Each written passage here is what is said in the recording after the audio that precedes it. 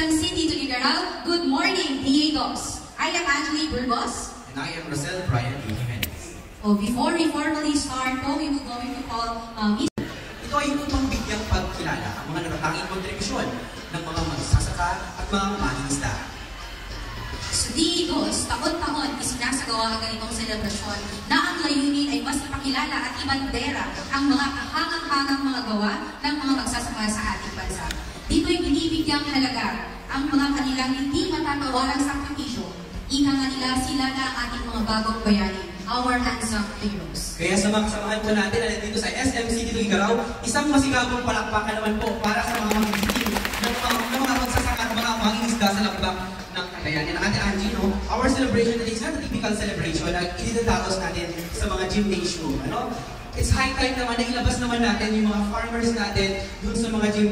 Dito natin pinili sa SMC Dito Ligaral para mas may bandera at makilala na rin ng mga nandito sa mall na nire-recognize din natin yung mga efforts din naman and sacrifices of our local farmers. Yes, right. I would like to comment also because they look fabulous in their Filipiniana and their Barong Tagalog. Tama nga yun, right now we would like they deserve all the recognition because of their invaluable contribution in the food security and sustainability. Kaya hindi nga matatawaran kahit kailan or kahit anuman ang kanilang mga sakripisyo na ibinibigay. At sila yung rason kung bakit nandito tayo ngayon, no? Because they are the main source who produce the strength that we are having every day and in our life because sila nga yung ating mga producers. Good morning to everyone. Good morning, nakalabas na ako. So, sabi nga ng ating dalawang magagaling na MC for today, nandito po tayo para pangaralan ang ating pong mga farmers and wala yata fisher folk. So, mga farmers, thank you po. At, Agriculturists and the agriculturists who are here with us, lahat po ng bumubuo sa Department of Agriculture, at of course, ang mga bida po, National Farmers and Fisher Folks Month here at SMC Dito Ligaral.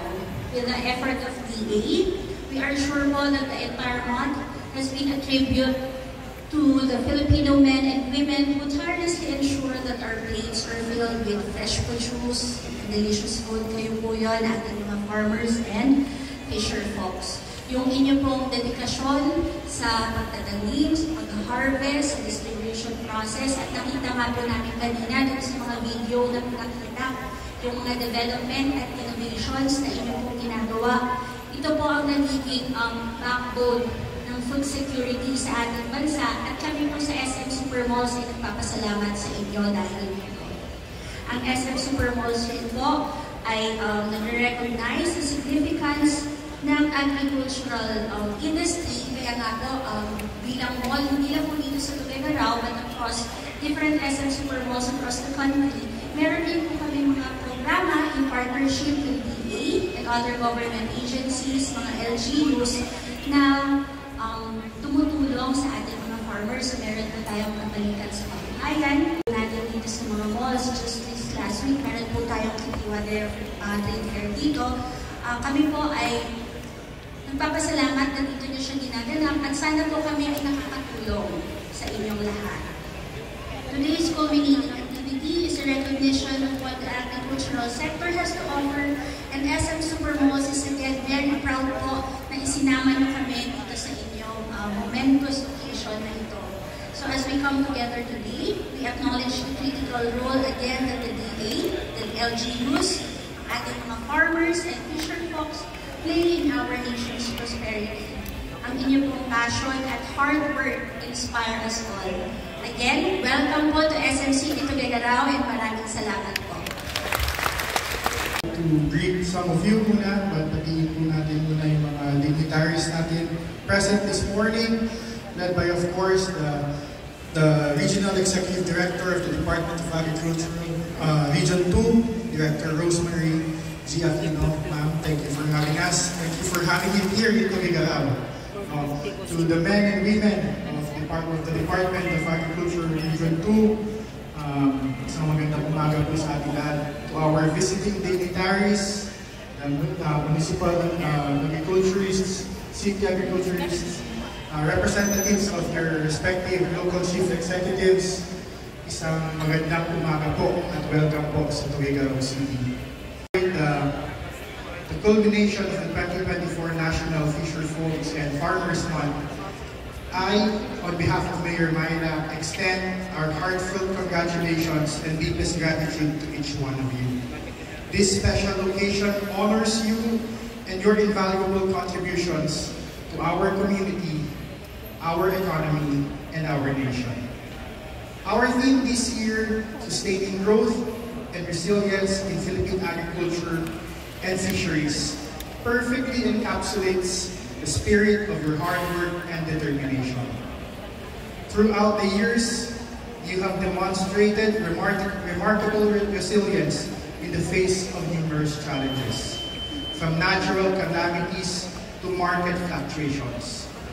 Your unwavering commitment ensures that our families have food on their tables and that our local economies thrive.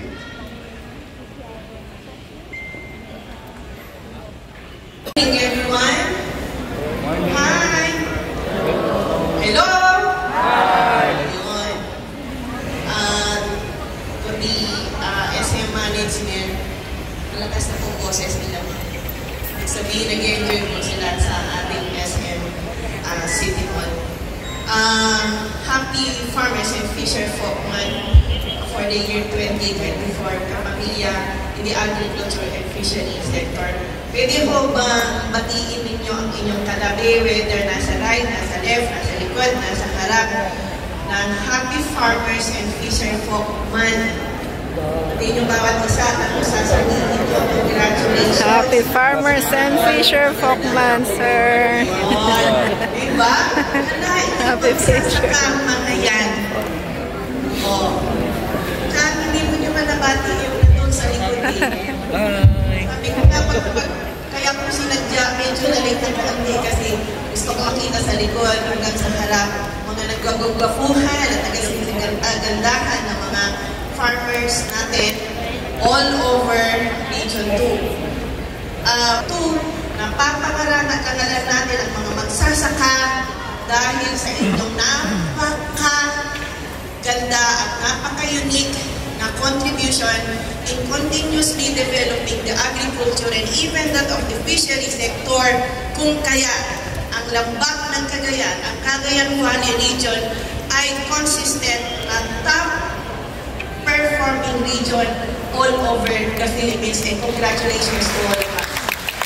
And because of that, ladies and gentlemen, kapamilya, gusto ko po i-acknowledge ang lahat ng nandito, lalong-lalo na po ang suporta na binibigay sa atin ng local government unit, especially the host LGU City Local Government Unit of Tuguegarao, headed of course by a very supportive Honorable Mayor Myla Rosario Team Peros Agriculture Sector.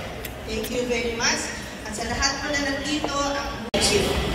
And sabi ni Secretary, put that in your wish list or in your agenda. And ladies and gentlemen, yung kung gano'ng pinaramis natin is already happening. Diskarte na po yun, discretion na po yun, initiative na po yun ng katulad ng ating maliksi na pag-iisip. Sabi ko, idagdag natin ito as part of addressing the needs of our farmers is now 56 years old and continues to rise. To address this concern, the Department of Agriculture is actively conducting various youth development programs throughout the country. These initiatives aim to inspire and encourage working individuals to engage in agriculture, ensuring the future of our farming industry. Through these efforts, a new generation of farmers will continue to feed the country and sustain agricultural productivity. DA firmly believes that by investing in our youth, we are investing in the food security and sustainability of our nation. This 2024, DARF will carry out mass registration of youth in the registry system for basic science course in agriculture, or our SPSA. In line with this is the search for FCAs in LGUs with the highest number of youth registered in our SPSA. Ano ang hinihintay nyo? Register na! Okay.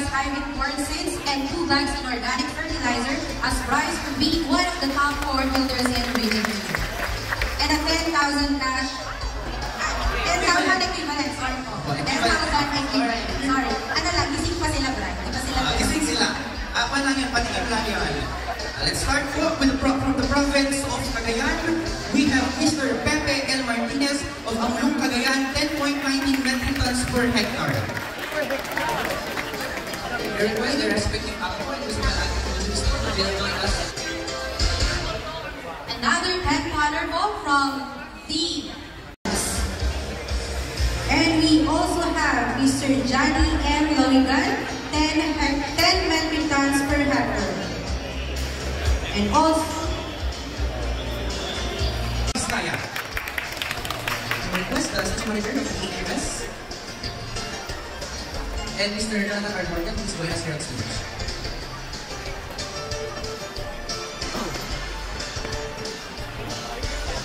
Moretti de la Rosa, your request, and Sir George Canay, please join us here on stage.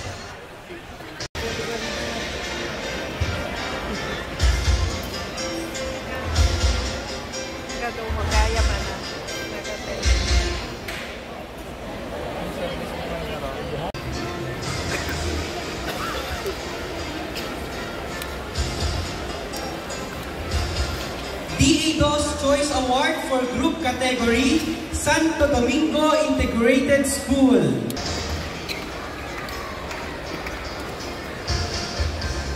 Viewed, Ronald Benzon, to 10,000 pesos and a plaque of recognition.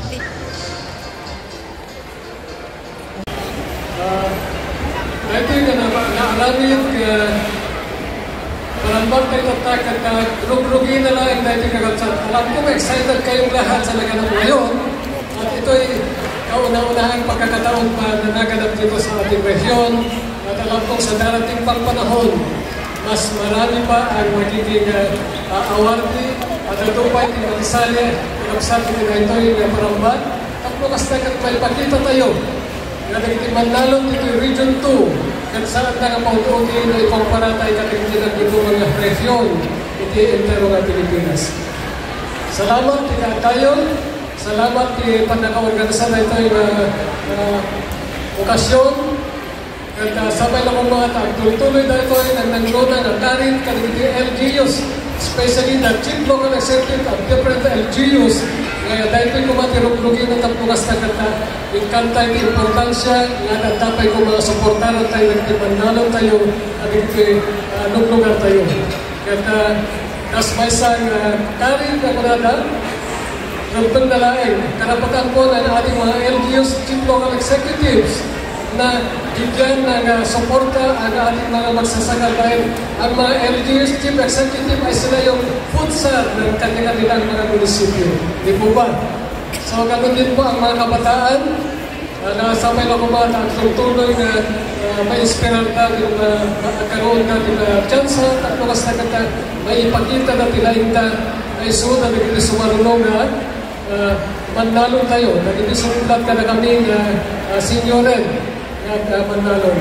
At sabay lang kumata, tuloy tayo ito, sabay lang kumata, may isa na ito panglugyan tayo. At mga datapay na pamarangay tayo at region tayo na region boss. At salamat ka na kayo amin. Salamat kay region na Department of Region 2. Kaya so amin, nakita po ng tagtag na aldaw. Kangrongan, nakita awardees na tag aldaw na big na ikanti pagmadaya o tapmakasagan at balik kayo ng modelo at balik kayo ng pagwadan kanang respective na municipalities nyo, nagiti barangay nyo sa nagtultuloy production tayo at tultuloy na agbyag nagiti tattaong nasarsaranayin tayo babae di agrikultura. At muli, maraming salamat po sa inyo at mabuhay kayong lahat, mabuhay ang agrikultura, mabuhay ang mga magsasaka at maging isda sa lampag ng Cagayan.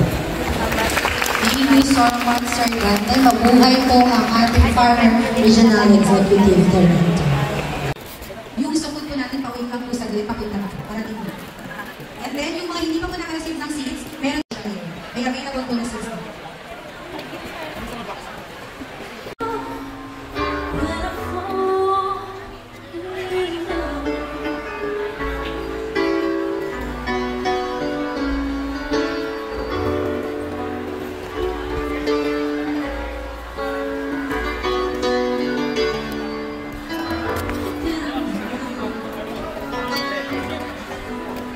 Pero